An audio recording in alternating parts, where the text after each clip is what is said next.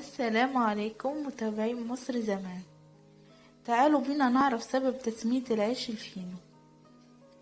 بدأت قصة العيش الفينو من الإسكندرية لما افتتح أحد الخواجات بحي الإبراهيمية مخبز كبير مخصص للعيش الإفرنجي ليصبح أشهر حلواني وخباز في الإسكندرية. كان الخواجة يوناني واسمه فينو، وعاش في حي الإبراهيمية وافتتح مخبزه بأشهر شوارعها لجاتيه.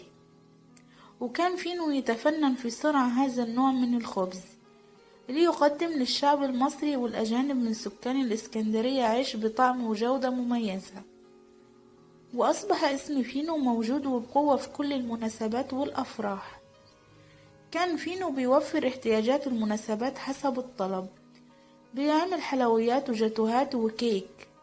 وكانوا أهالي اسكندرية في أفراحهم بيجيبوا الجاتو من فينو، وكمان كانوا بيتباهوا إنه من عند فينو. وبمرور السنين زع صيت الخواجة اليوناني، وده اللي خلى أهل اسكندرية يقوموا بتسمية هذا النوع من الخبز بالفينو على اسم صاحبه، ومن ثم انتشرت التسمية في أرجاء مصر.